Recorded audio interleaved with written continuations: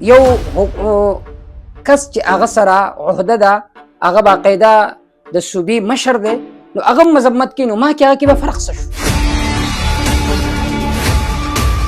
چې د دې کرسۍ او د دې پاسداري نشي کولی، ظاهري خبره ده چې استعفا دې ورکړي. بیا صوبې حکومت چې دی نو هغه د امن ذمہوار دی چې دی به خپل عوام ته امن ورکوي.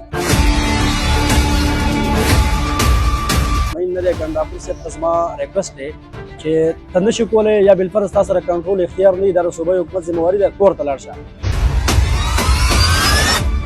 دا واقعا د دې نه مخکې ډېر واقعات راپېښ شو زموږ په KPK کې، اور په رڼا ورځ باندې سیاسي مشران، مذهبي مشران هغه شهیدان کړی شو، هغه ووژلی شو، اور صوبایي حکومت هغه صرف مذمت حده پورې وایي چې وایي موږ د دې مذمت کوو.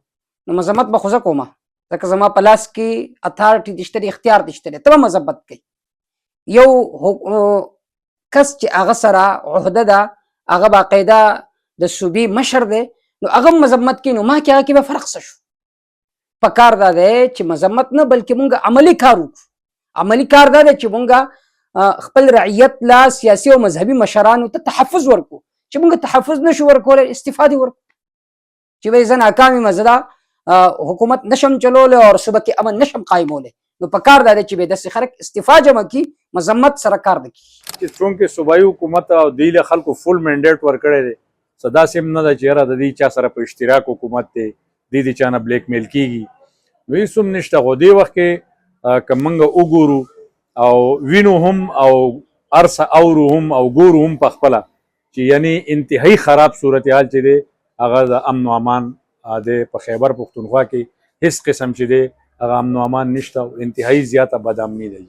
موږ خو به مذمت کوو، موږ عوام یو، او چونکې موږ خلکو دې له اختیار ورکړی دی، موږ وله ووټ ورکړی دی، دا موږ بااختیاره کړي دي. دی چې تل دې کرسو ته ناست دي، په دې کرسۍ باندې ناست دي چې د دې کرسۍ او د دې پاسداري نشي کولی، ظاهري خبره ده چې استعفا دې ورکړي. استعفا دې ورکړي، بل یو کس ته دې موقع ورکړي، کیدای شي که هغه د دوی نه ښه دغه وکړي، او که فرض که دوی وایي که نه چې یاره موږ هم احتجاج کوو، نو ته احتجاج څه له کوې؟ احتجاج خو موږ کوو، قاتل چې دی هغه مخامخ ګرځي او خلک مړه کړي او هغې ته لاړ شي، ته هغه نه نسې، او چې زه د احتجاج دپاره راوځم نو په ما باندې شیلینګ هم کېږي، په ما باندې ګولۍ هم ورېږي، په ما باندې هر قسم چې دی هغه ته استعمال کوي، د هر شي استعمال را باندې کوي، نو دا خو یو نه خبره ده. خبره د صوبې د حکومت ته، نو همیشه چې کوم دی قانون دا دی چې ریاست هغه ذمہواري، بیا صوبې حکومت چې دی نو هغه د امن ذمہوار دی چې دی به خپل عوام ته امن ورکوي. چې صوبایي حکومت وایي چې زه امن نشم ورکولی، خو بس ته لاس ووینځه بل سړی به راشي کې به نه پې، هغه که امن نشي ورکولی بل دې راشي کې دې نه پې، که نشي ورکولی عوامو ته دې پرېږدي، ځان له به خپل د امن په خپله کوشش کوي. نو امن ډېر ضروري دی. خو زه نه پوهېږم صوبایي حکومت دې حوالې سره مکمل خاموش او مکمل ناکام شوی دی، لکه 1% عوام د هغو نه مطمئن نه دی. ګنداپور صاحب ته زما ریکویسټ دی چې ته نشي کولی یا بالفرض تا سره کنټرول اختیار نه وي، دا د صوبایي حکومت ذمہواري ده، کور ته لاړ شه.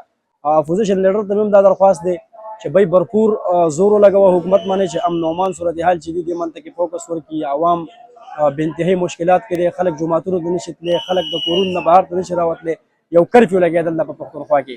له دې چې څومره مذمت زه وکړم، څومره دې باندې موږ خفګان ظاهر کړو چې دا کمه ده.